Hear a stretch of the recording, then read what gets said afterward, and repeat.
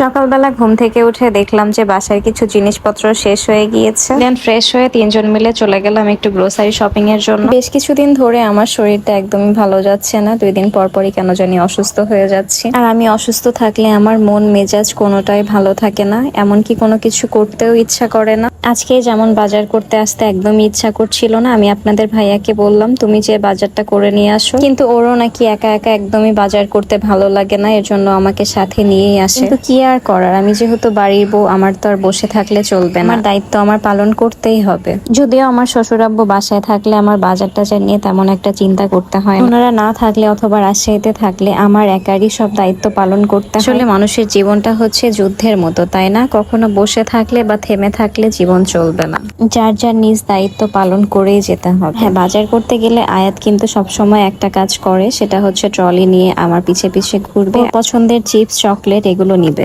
আচ্ছা, আপনাদের বেবিরাও কেমন করে? বাজার নিয়ে একটা ইন্টারেস্টিং কথা বলি আজকে। আপনাদের ভাইয়া সব সময় বলে আমি বাজার করতে চাই না কেন জানো?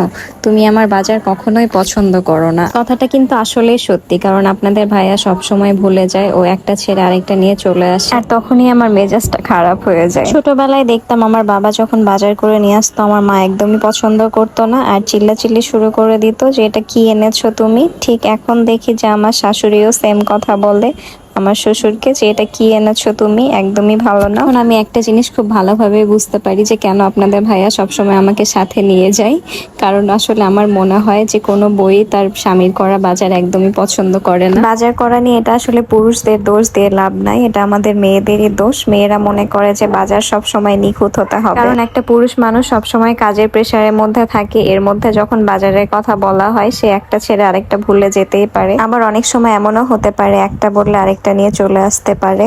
কিন্তু আমরা মেয়েরা সবসময় এটা খুব ভালোভাবেই বুঝি যে সংসারে কোন জিনিসটা শেষ হয়ে গিয়েছে আর কি কি লাগবে। আমরা গেলে কিন্তু বাজারটা গুছিয়ে করে নিয়ে আসতে পারি, একেবারে যা যা লাগে সব জিনিসপত্র নিয়ে আসতে পারি। এবার আমার শ্বশুরাব্বু বলছিল আমরা ছেলেরা আর বাজারের দায়িত্ব নিব না, তুমি আর তোমার শাশুড়ি বাজারের দায়িত্ব নিবা। আচ্ছা, আমরা সব মেয়েরাই কি বাজার নিয়ে এমন খুঁতখুঁতে স্বভাবের? কমেন্ট করে জানাবেন তো।